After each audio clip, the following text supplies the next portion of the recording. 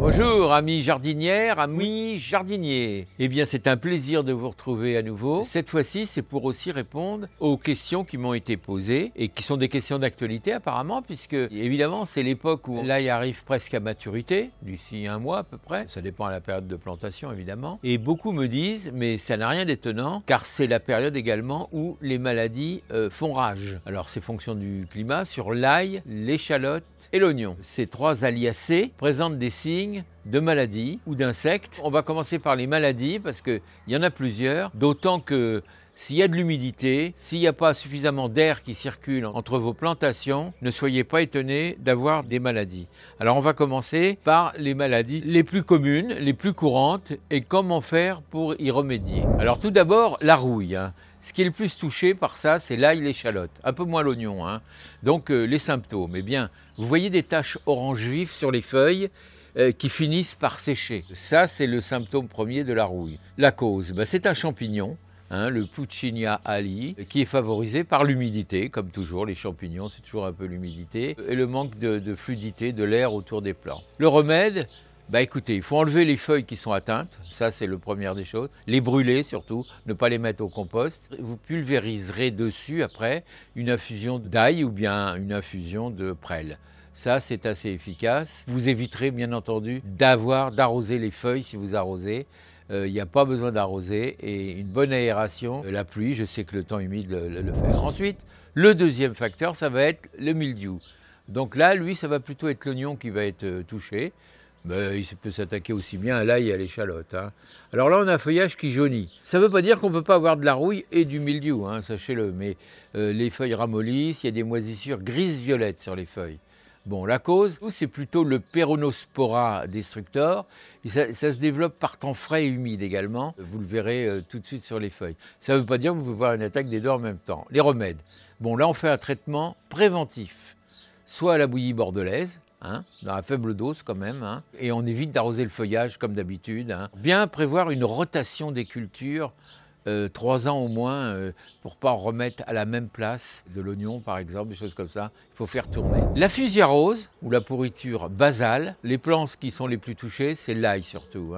Donc là, c'est une pourriture à la base. On va avoir le jaunissement du feuillage et le bulbe va pourrir à la base. Alors là, c'est plus grave parce que là, on n'aura même pas de récolte. Dans les autres cas, on aura peut-être des récoltes diminuées. Là, on n'en aura pas. Là aussi, encore un champignon. Le Fusarium oxysporum. Les remèdes, éviter les sols mal drainés. Car évidemment, vous savez, ça n'aime pas les milieux humides. C'est pas des plantes aquatiques, c'est pas des nénuphars. Il faudra brûler les bulbes atteints et ne pas replanter d'ail à cet endroit avant 4 ans. Donc ça, c'est quand même une maladie assez grave. Le botrytis, qui est plus connu sous le nom de pourriture grise. Même chose, les plantes touchées, c'est tout oignon, ail, échalote. Les trois sont concernés. Les symptômes, c'est des feuilles grises, molles, avec des pourritures, avec pourriture des bulbes. Là aussi, la cause, encore une fois, le champignon, le botrytis alii. Pour remédier à tout ça, ne pas blesser les bulbes lors de la récolte, parce que là, après, ils vont s'abîmer pendant le stockage. Bien sécher les bulbes après récolte, avant de les stocker définitivement. Donc, les ferez sécher au soleil, etc. On n'en est pas là, mais dans un endroit sec et aéré pour les conserver. Après, on a quelques insectes qui vont nous perturber la vie, ça va être les nématodes. Les plantes touchées sont l'ail, surtout par les nématodes. Bon, les symptômes, c'est des feuilles déformées et des bulbes spongieux ou mal formés. Donc là, on sait à qui on a affaire. Les causes sont des vers microscopiques qu'il y a dans le sol et qui, eux, font leur œuvre. Bon, remède, c'est simple, il faut détruire les plants atteints, faire une rotation longue, 4 voire 5 ans, avant de replanter au même endroit. Donc ça, c'est quand même grave. Alors, on peut planter des tagettes ou œillets d'Inde. Vous voyez, ça, c'est de la prévention.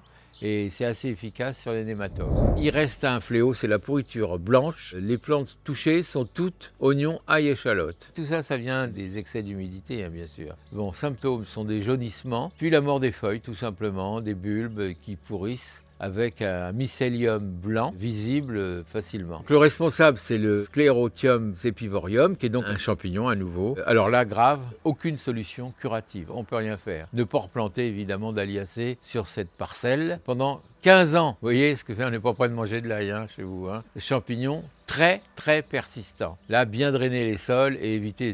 Bon, je vous rassure, c'est quand même assez rare. C'est même très rare. Mais ça arrive. Et sachez que si ça arrive, là, il n'y a plus rien à faire. Le pénicillium, pourriture bleue, alors ça c'est autre chose. Les plantes sont touchées, l'ail, l'oignon, pendant la conservation surtout ça. Hein. Donc on n'aura pas trop de dégâts pendant la culture, mais on voit une moisissure bleue sur les bulbes. Donc on voit ça quand ils sont stockés. Et donc là, c'est aussi un champignon qui en est responsable et qui est présent sur les plaies. Donc d'où l'importance de ne pas blesser les plantes quand on les arrache. Pour remédier à ça, c'est au stockage éventuellement. Là, il va falloir stocker des bulbes vraiment secs. D'où l'intérêt de les sécher vraiment bien. En les faisant sécher au soleil, on est dans la bonne période puisqu'en fait, vous allez récolter ça en plein été.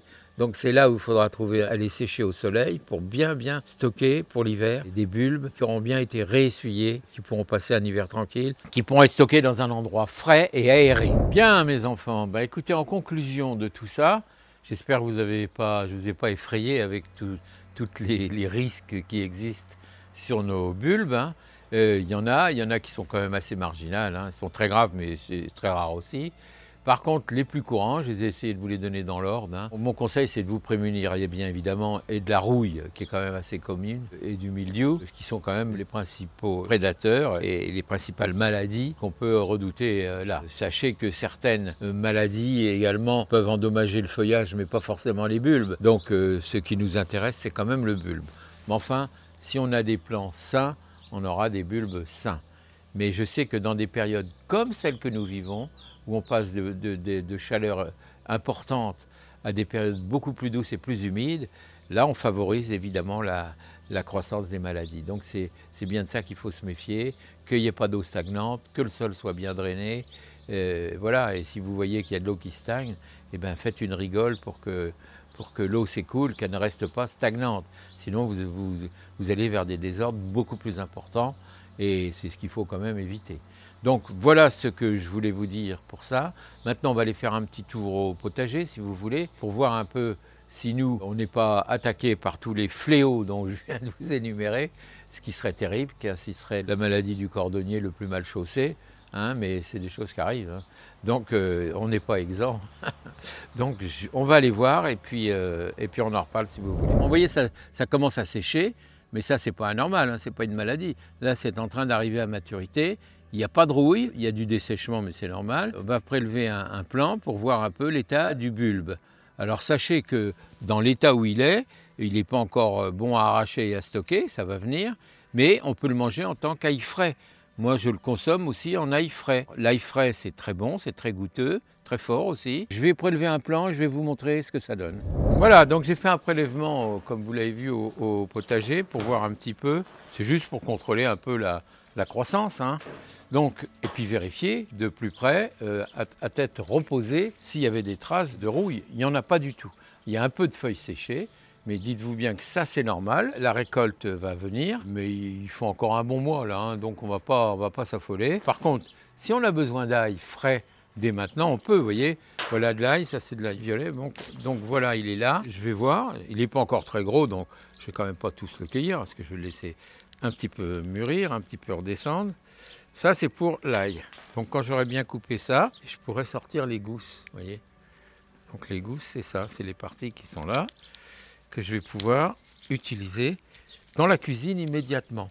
Alors, la précaution que je vous disais, c'est de bien regarder que dans les gousses, oui, c'est bien, ils sont mûrs. Donc, on sort les, vous voyez, ils sont encore petits, hein. Mais si vous mettez ça dans une salade ou dans un plat qui mijote, c'est génial parce qu'il est bon à manger de suite. Hein. Si vous faites comme Henri IV, qui en mangeait plusieurs kilos par jour, et je ne vous dis pas la laine qu'il avait parce qu'il n'avait pas une très bonne dentition non plus. Donc du coup, mais il a quand même eu énormément de maîtresses. Hein. On ouvre, c'est de l'ail frais, donc il ne faut pas se prendre la tête de trop avec ça. S'il y a des germes, vous voyez, le germe qui est à l'intérieur, là, eh bien, il va falloir le retirer. Vous voyez, c'est le germe qui est là. Par contre, je ne vous dis pas l'odeur. Hein. C'est vraiment l'ail sympa. Vous pouvez faire des marinades, vous pouvez faire un petit peu ce que vous voulez avec. Hein. Bien sûr, on ne peut pas le commercialiser comme ça, mais ce n'est pas notre but. Hein. Donc voilà. Voilà, on a des cailleux, ça s'appelle des cailleux, qu'on va pouvoir utiliser pour la cuisine. Voilà. Mais le mieux, c'est quand même de le laisser encore un peu sécher, hein, pour avoir des plus gros trucs et puis en avoir pour tout l'hiver. Alors ne l'arrachez pas maintenant, c'est un peu tôt. Arrachez un plan ou deux si vous avez des besoins, mais limitez-vous à ça, quoi, comme moi. Voilà, donc ça c'est pour ça. Et puis après, on a l'oignon. Alors ça, c'est de l'oignon blanc, c'est pareil. Il n'est pas tout à fait mûr, il est sain. Alors ce qu'on peut dire de l'oignon, c'est que si on veut qu'il continue à grossir, vous voyez il a tendance à commencer là à se mettre à graines, tout ça c'est ça qu'il faut éviter. Donc souvent on le couche comme ça et on l'attache. Alors on peut l'attacher, il y a différentes façons de l'attacher, hein. On peut l'attacher même avec des branches ou carrément avec une ficelle, tout est bon. Le tout, c'est de bien plier là, vous voyez, une fois que c'est bien plié, eh bien la sève qui va monter, hop, elle va redescendre directement vers l'oignon, car c'est là qu'on en a besoin, dans le bulbe, pour avoir des oignons plus gros. On est dans de l'oignon blanc là, voilà. Voilà, bah écoutez, c'est vu, on pourra surveiller ça, mais je vous dis pour avant un mois, hein, on a le temps. Voilà ce que je voulais vous dire pour aujourd'hui, j'espère que c'est clair. Je pense que si vous avez des questions, eh bien, vous savez exactement comment faire pour me les poser directement en dessous de vos commentaires, et ben, je vous y réponds bien sûr. Là, je précise que je vous ai parlé d'ail, d'oignons, de maladies, etc. suite à des demandes de vous-même. Vous avez quand même posé des questions sur le sujet, donc j'espère que j'ai bien répondu. C'est jamais complet à 100%, on peut toujours poser les questions, mes amis. Donc en attendant, eh bien, je vous souhaite de bien continuer à jardiner, je vous dis à très bientôt.